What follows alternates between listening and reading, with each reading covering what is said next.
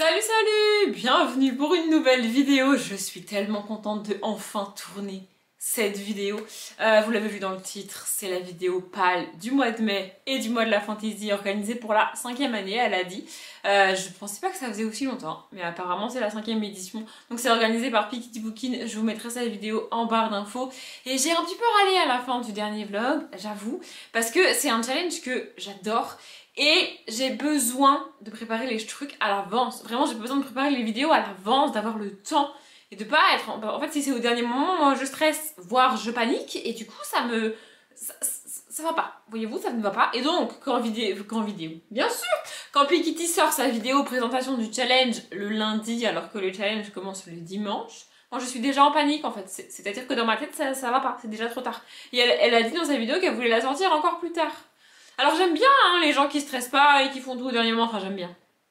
J'ai rien contre eux, hein, mais moi ça me stresse, vraiment. Donc j'ai conscience hein, que je suis particulièrement agacée dans la fin du dernier... dans le dernier morceau du dernier vlog. Mais je l'ai je l'ai laissé au montage parce que c'était la clôture, enfin c'était la fin du vlog et je voulais pas couper juste pour couper. Si je suis autant agacée, comme je l'ai dit et je le répète, c'est parce que j'adore Piketty Bookin et j'adore ce challenge et j'avais trop hâte de tourner cette vidéo. J'étais comme une gamine impatiente.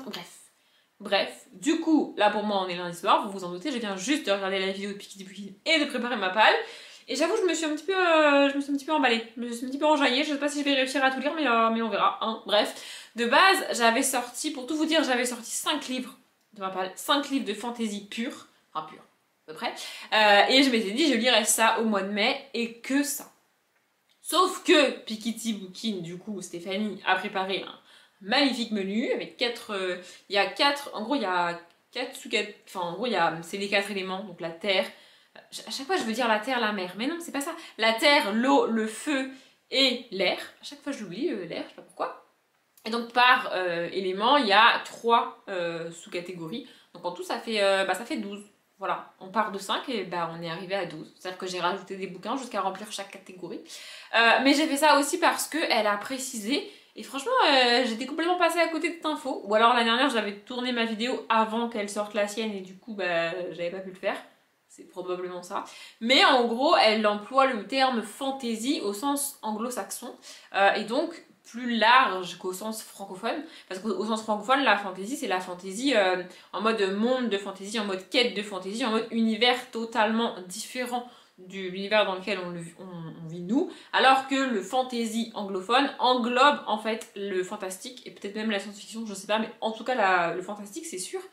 Et donc en fait c'est beaucoup plus vaste et tu peux mettre beaucoup plus de bouquins, en tout cas surtout pour moi parce que moi je suis pas capable de lire 10 bouquins de fantasy en un mois, pas de fantasy pure, pas avec des univers différents et j'ai pas non plus envie d'enchaîner les tomes d'une même saga de fantasy donc du coup je suis rapidement restreinte, surtout qu'en général on a des bons gros pavés en fantasy, c'est assez rare qu'on ait de la pure fantasy en 300 pages, ça arrive rarement quand même, hein. Ou alors c'est des sagas qui font 10 tomes, et encore. Mais bref, du coup, vu que c'était un peu plus large, je me suis un petit peu enjaillée. On a 12 bouquins, enfin 12 ouvrages, hein, parce que j'ai un peu mis des graphiques histoire d'alléger le truc, parce que voilà.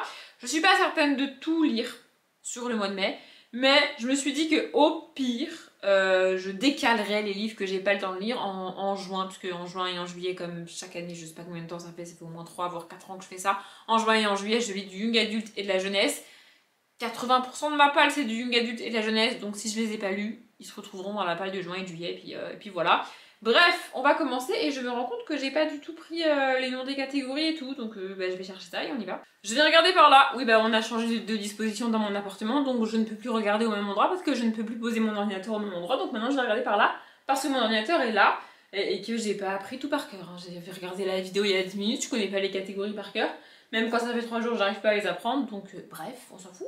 Le premier élément, c'est l'eau, et la première sous-catégorie, c'est voguer sur les flots. Et donc là, elle a dit comme mot-clé piraterie, voyage, bateau. Et elle a même cité une saga que j'ai pas lue et que je connais pas, enfin que je connais de nom, dans laquelle il y a un bateau qui ne vogue pas sur la mer, mais dans les airs. Et elle a dit que ça marchait.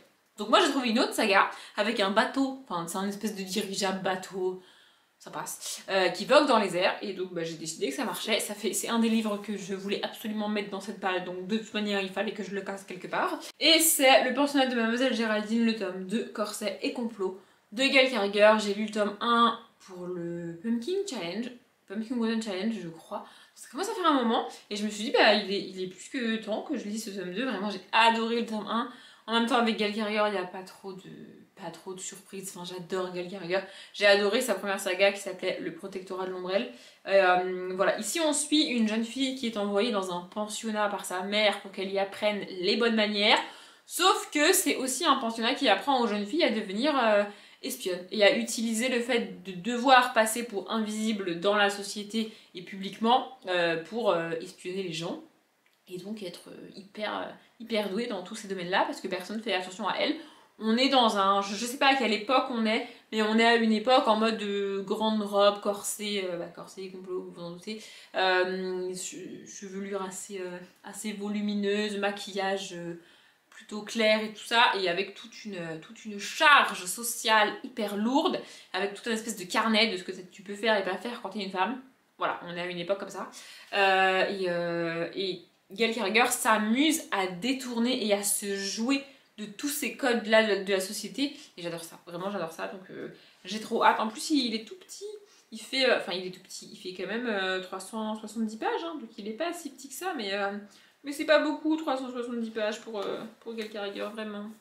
La deuxième sous-catégorie, c'est l'alchimie. Et donc là, elle a dit potion, magie. Et elle a surtout dit sorcellerie. Donc j'ai ressorti un livre que je voulais absolument mettre dans cette palle. Oui, à un moment donné, je les ai casés quoi qu'il arrive, ceux-là. Rebecca Keane, le tome 4, Ancestral, de Cassandra Nell. Rebecca Keane est une sorcière. J'avoue que sur ce coup-là, je me suis pas trop cassé la tête. Et oui, j'avais décidé de le mettre dans le mois de la fantasy, avant même de savoir qu'on pouvait y caler du fantastique, alors que c'est pas vraiment de la fantasy. Mais je fais ce que je veux, hein. Voilà. J'adore cette saga, vraiment, j'adore cette saga. Donc on y suit Rebecca Keane, comme je l'ai dit, c'est une sorcière de guerre, si je dis pas de conneries. En gros, c'est une des sorcières les plus puissantes qui existent. En gros, elle appartient au clan des sorcières les plus puissantes qui existent. Et elle est, parmi ces clans, une des sorcières les plus puissantes. Non mais comme ça c'est fait. Et elle a aussi eu une fille avec une créature surnaturelle avec laquelle il est normalement pas possible d'avoir d'enfants. Ce qui donne une fille qui s'appelle je sais plus comment, particulièrement surnaturelle parmi les surnaturels. Non mais on est sur un univers particulièrement... lambda, enfin voilà, c'est que des personnages lambda, hein, que t'as rencontré partout ailleurs. Non, c'est pas vrai, c'est fou. Mais j'adore Cassandra Nell, j'adore Rebecca Keane. Léonora, sa fille s'appelle Léonora. Voilà, je viens de retrouver, ça vous intéresse probablement pas, mais je vous le dis quand même. Bref, j'enchaîne, sinon cette vidéo va durer une demi-heure. La dernière sous-catégorie pour l'eau, c'est Tiens bon la vague. Et là, c'est tout simple, elle a dit, suffit de lire un tome d'une saga. Premier, deuxième, 36e, ce que tu veux. Pareil, j'ai calé un livre que je voulais absolument lire et je pense même que je vais commencer le mois avec celui-là parce que j'ai trop hâte. Et j'ai tellement hâte que je risque d'être déçue. Donc vraiment, je vais rester en PLS 3 semaines si jamais je suis déçue. Autant vous dire que vu que je vais commencer par celui-là niveau lecture, si jamais je suis déçue, je vais pas réussir à lire derrière et ça va foutre en l'air tout mon challenge. Super. Mais bref, c'est La Ville sans vent. Le tome 2 de Éléonore de Villepoix, j'ai absolument surkiffé le tome 1. J'ai tellement hâte de lire ce tome 2, si vous saviez vraiment comme j'ai hâte. J'ai hésité à me jeter dessus quand je l'ai acheté, mais je me suis dit non, c'est l'un des rares livres de pure fantaisie que j'ai vraiment dans ma palle et que j'ai vraiment envie de lire. Donc je vais le garder pour le moment. Oui, ça m'arrive de faire ça des fois. En plus, je suis dégoûtée parce qu'il est tout petit, il est beaucoup plus petit que le tome 1, il fait 300 pages. J'ai peur de regarder combien de pages il fait, je vais être tellement déçue. Il fait... Ah mais non. Putain, on dirait qu'il est minuscule, il fait 380 pages. Trop bien. C'est fou parce que quand je l'ai franchement en main, j'avais l'impression qu'il faisait même moins de 300 pages. Mais c'est parfait, c'est trop bien, j'ai trop hâte. Vraiment, j'ai tellement hâte de le lire. Rapidement pour l'histoire, on y suit d'un côté, comment il s'appelle, Lastianax, je crois que c'est ça. Oui, Lastianax, qui vit à la ville sans vent. Donc c'est une ville littéralement sans vent parce qu'elle est sous une cloche de verre. Une grande ville tout en hauteur, on est dans une fantaisie dystopie. C'est une fantaisie, mais c'est un peu un monde construit comme une dystopie avec des castes, avec des inégalités, bref. Donc on suit Lastianax qui est un étudiant en magie, un truc comme ça, et qui passe son dernier examen pour devenir mage, et qui va trouver son... Comment ça s'appelle son professeur en gros, enfin c'est pas un professeur mais je sais plus, c'est pas marqué derrière, en gros c'est pas un prof, c'est comme un tuteur, un mec qui connaît plein de choses dans la magie et qui l'a accompagné pendant toute sa formation. Et donc quand il sort de sa fameuse soutenance et qu'il a réussi et que tout va bien, eh bien il trouve cette personne morte. Voilà, et donc il va un petit peu enquêter là-dessus, savoir c'est quoi ce délire, c'est quoi ce bazar. Et de l'autre côté on a Arca qui n'est pas originaire de cette ville et qui veut y entrer. Sauf que c'est pas hyper évident d'y entrer et c'est encore moins évident de monter littéralement dans la ville et d'aller vers les castes les plus aisées et là où il y a tout cet apprentissage et là où il y a surtout les rois, enfin le roi, le dirigeant de la ville, les mages, les personnes riches quoi. Et c'est ça qui l'intéresse mais du coup elle galère un petit peu et les deux vont finir par se rencontrer. Bref, j'ai adoré le tome 1, j'ai même surkiffé le tome 1, j'ai trop hâte de lire le tome 2 et en vrai j'ai trop hâte de kiffer le tome 2. Ouais, mais les attentes sont peut-être un peu trop hautes. Le deuxième menu et le deuxième élément, c'est la terre. J'ai fait l'effort d'apprendre le titre de la première sous-catégorie, c'est le petit peuple. Oui, c'était pas très compliqué, mais j'ai quand même fait l'effort. Et donc là, c'est tout ce qui est lutin, gnome, fée, enfin bref. Tout ce qui me fait galérer en temps normal. Mais j'ai commencé une saga jeunesse il y a pas longtemps qui parle de ça. Donc du coup, j'ai mis le tome 4 parce que je l'ai acheté. Les Chroniques de Spiderwick, le tome 4. Donc l'Arbre de Fer de Tommy DiTerlizzi et Holly Black, en plus il est tout petit celui-là, il va pas me prendre beaucoup de temps, c'est parfait, j'adore cette saga. Je suis tellement triste qu'elle se soit terminée en 5 tomes, vraiment je suis dégoûtée, mais bon je vais quand même la terminer donc je vais lire ce livre-là. On suit Mallory et ses deux petits frères, Jared et Simon, je crois, qui sont jumeaux et qui vont tous les trois découvrir que dans la maison dans laquelle ils viennent d'emménager, il y a peut-être des fées, peut-être des gnomes, peut-être des trucs féeriques bizarres qui se passent et ils essayent de comprendre c'est quoi ce délire et nous on les suit là-dedans. Et je répète, j'adore cette saga. La deuxième sous-catégorie c'est Découvrons le monde et donc là c'est tout ce qui est système d'école, d'apprentissage, de formation, de découverte, enfin tout ça. Et j'ai sorti un graphique que j'ai acheté il y a pas longtemps et que je ne connaissais pas pour cette catégorie. Et donc c'est super, le tome 1, une petite étoile juste en dessous de Tsi, de Frédéric Maupaumé et David. Je l'ai acheté par hasard neuf dans une librairie que je connais pas, enfin bon, bref. Et derrière c'est marqué: pour Matt, Lily et Benji, 3 enfants abandonnés sur Terre et dotés de super pouvoirs parfois encombrants, la rentrée des classes dans une nouvelle ville. Ça annonce compliqué. Donc école, formation, c'est parfait. Je sais pas trop de quoi ça parle, je vais vous montrer une planche, mais voilà. Potentiellement je me ferai peut-être un week-end à Mille au mois de mai du coup, parce que j'ai 2 graphiques plus quelques petits livres qui pourraient se lire vite, donc peut-être j'arriverai, je sais pas, à me caler un week-end à Mille. Je suis pas sûre, on verra. Pour la catégorie suivante, j'étais un petit peu obligée d'y mettre un graphique et en vrai ça m'arrange pour pouvoir espérer tout lire, puisque la catégorie, j'ai oublié du coup avec mon blabla, c'est les doigts dans la boue. Et donc là c'est dessin illustré, livre graphique, enfin voilà. Je pense même qu'un roman avec des illustrations ça passe, mais j'ai pas voulu chercher. Je triche un peu, peut-être que vous avez aperçu le bouquin, je triche un peu, je suis pas sûre que ça passe, mais je décidais que ça passait, et puis c'est moi qui décide, donc voilà. J'y ai mis les plus beaux contes d'Andersen, donc de Andersen. Enfin, voilà, donc ici c'est une version racontée par Stefania Leonardi Hartley. Voilà, pour moi, tout ce qui est conte, c'est le domaine de l'imaginaire, donc ça passe. Et en vrai, on connaît les plus... En gros, personnellement, je connais les contes d'Andersen qui ont été repris par Disney, mais les autres, je les connais pas vraiment. Je suis pas hyper fan des dessins, j'avoue, mais ce qui m'intéresse surtout, ce sont les histoires. Donc je vais lire ça, et j'espère que ça sera cool. Et puis si c'est pas cool, tant pis. Troisième menu, troisième élément, cette fois-ci c'est le feu. Et la première sous-catégorie c'est, j'ai déjà oublié, se brûler les ailes. Et donc là il faut lire un livre qui est un défi pour moi. Elle avait déjà mis cette catégorie l'année dernière. Et j'avais lu le tome 1 du Puits des Mémoires, que depuis j'ai abandonné. Et là je mets un autre défi. Alors en vrai, vu la longueur du tome pour cette saga, c'est pas un vrai défi, parce que c'est même le plus petit je pense depuis le début. Mais vu comment j'ai galéré à lire le précédent, il va me falloir un petit peu de motivation et un défi pour lire ce bouquin. Donc c'est pour ça que je l'ai mis là. Puis aussi parce que je savais pas trop où le mettre. Et il fait partie des 5 que j'avais sortis pour les mettre. Donc je voulais absolument le mettre. La roue du temps, le tome 6, autrement dit le tome 3 partie 2 dans la première découpe des tomes, de Robert Jordan, donc ça s'appelle toujours le dragon réincarné comme la partie 1. C'est assez drôle d'ailleurs parce que dans une vidéo que moi j'ai tournée avant mais que vous verrez après, je dis que je ne sais pas si je vais lire ce tome 6 au mois de mai ou pas, et bah finalement entre temps j'ai décidé que oui, donc voilà. Bref, j'aime beaucoup cette saga, mais le tome 5 a été vraiment une souffrance. La fin de les 200 dernières pages, je dirais, du tome 5 ont été vraiment très difficiles à lire.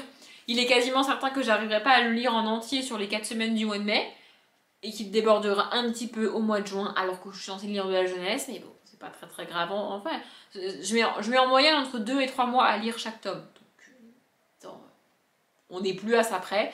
Ici, on y suit 3 jeunes hommes qui sont emmenés, pas vraiment contre leur volonté, mais un petit peu quand même en dehors de leur village, parce qu'un des 3 est destiné à de grandes choses, il a un grand destin, il doit faire quelque chose de magique et une espèce de quête de fantaisie, mais ils savent pas lequel des 3 au début, donc bah, du coup les 3 sont obligés de partir, et après on suit les 3 dans leur quête, dans leur découverte du monde, des créatures et tout. C'est un pur monde de fantaisie pour le coup, de fantaisie adulte, mais je le compare toujours au Seigneur des Anneaux de Tolkien, et pour moi c'est toujours plus facile à lire que le Seigneur des Anneaux de Tolkien. En même temps, j'ai envie de vous dire que pour moi, globalement, toutes les fantaisies adultes, écrites avant, après, pendant, en même temps, je m'en fous, que le Seigneur des Anneaux, c'est plus facile.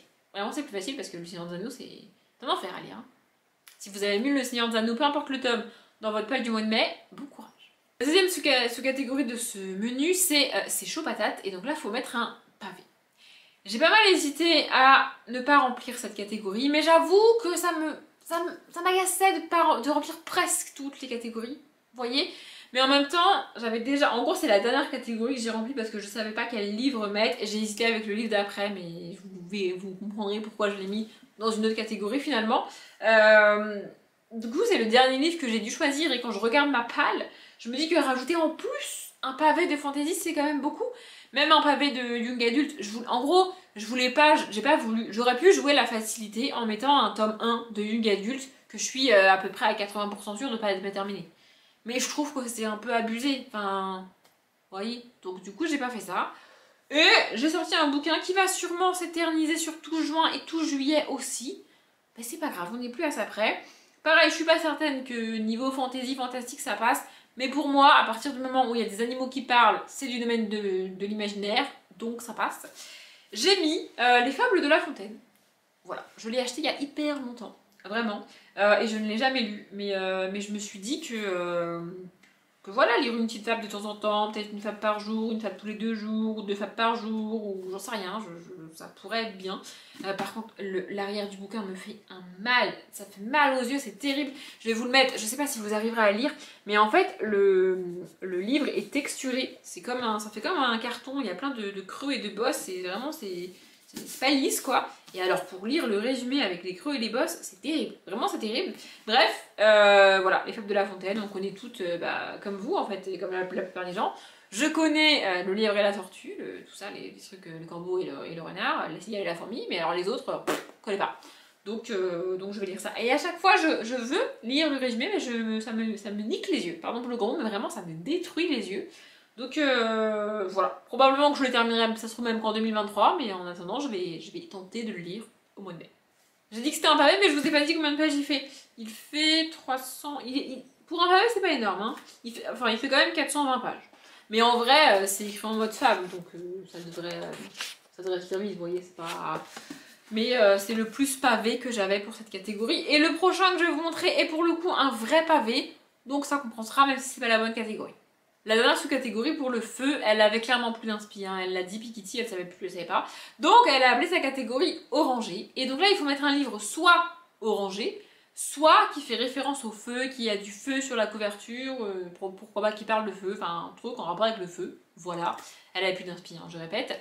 Et si vous me suivez en vlog, vous savez qu'il y a un certain livre qui rassemble toutes ces caractéristiques et qui est un pavé absolument énorme et que je me traîne depuis des semaines, que je n'arrive pas à terminer.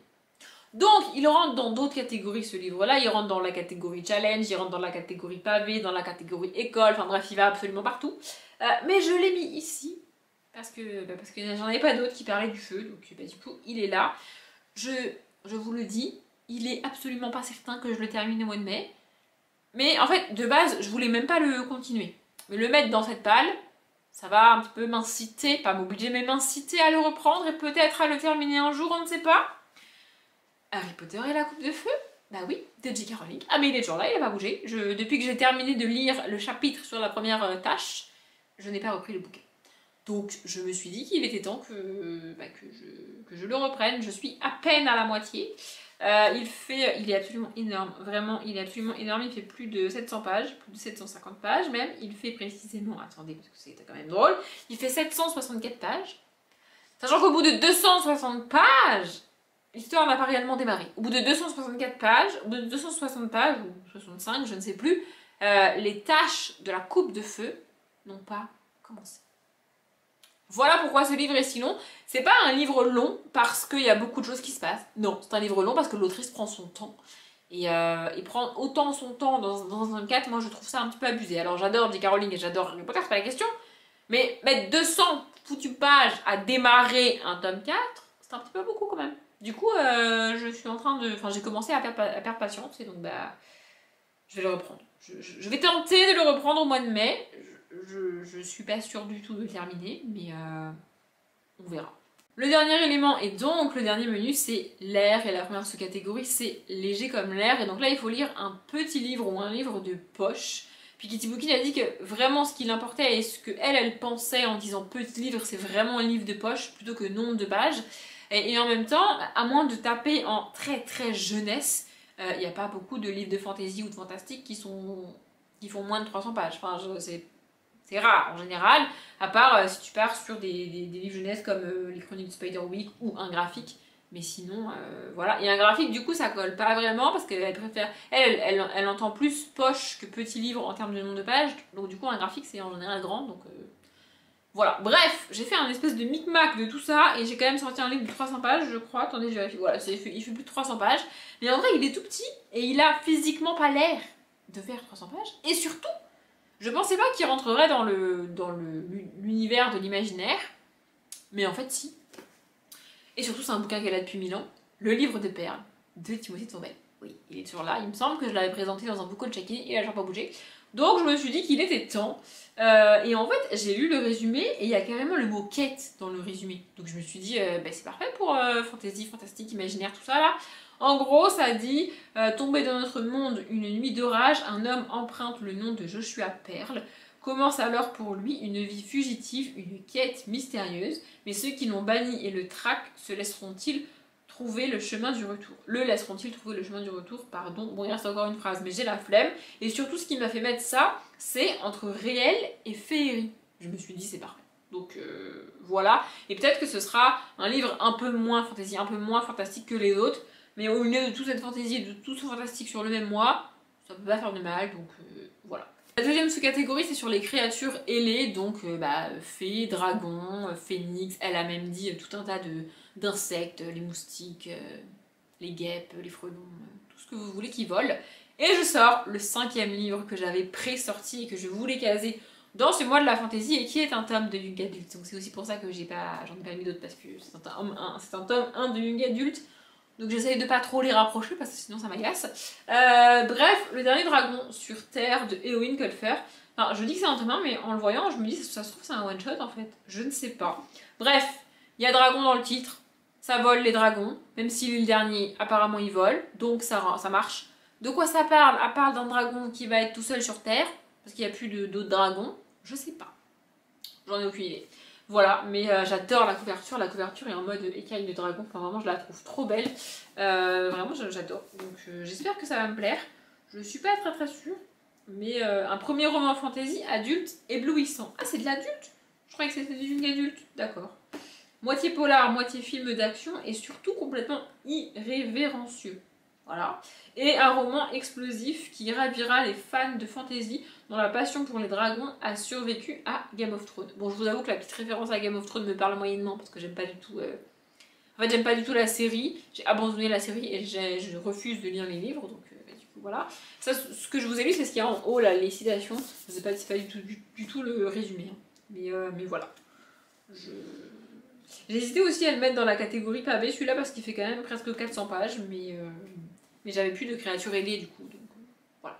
Et la toute dernière sous-catégorie, c'est apprendre à voler. Et donc là, il faut tout simplement mettre de la jeunesse. Puis Kitty a dit qu'on pouvait y mettre du young adulte, mais moi j'ai plein de jeunesse dans ma palle. Donc j'ai été piocher de la pure jeunesse. Et j'ai pris un livre très court, parce que, enfin, un des plus courts que j'avais en fantasy fantastique.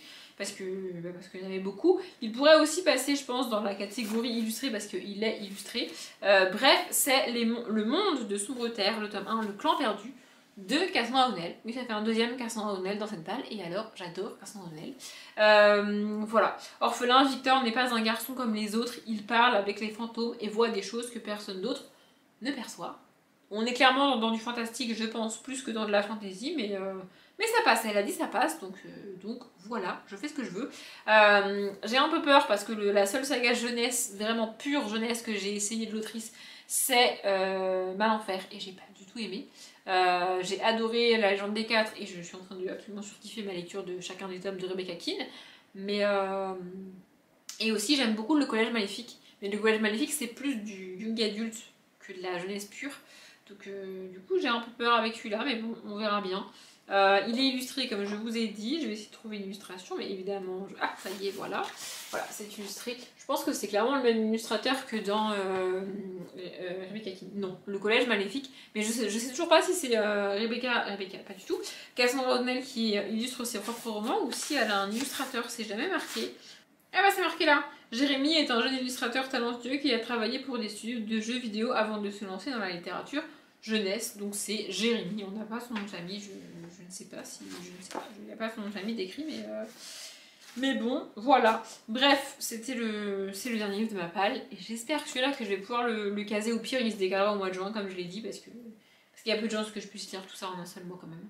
Je sais pas ce que donnera cette vidéo au montage, mais j'espère qu'elle sera pas trop longue, parce que moi j'ai pas beaucoup de temps pour la monter et pour la mettre en ligne. En tout cas, j'espère qu'elle vous a plu. Si vous participez au challenge, n'hésitez pas à partager votre lien sur Insta, sur YouTube, où vous voulez, ou juste à me dire en commentaire ce que vous allez lire, si vous voulez. Je m'arrête là. Comme d'habitude, je vous souhaite une bonne journée, un bon après-midi, un bon appétit, ou une bonne nuit, et je vous dis à bientôt.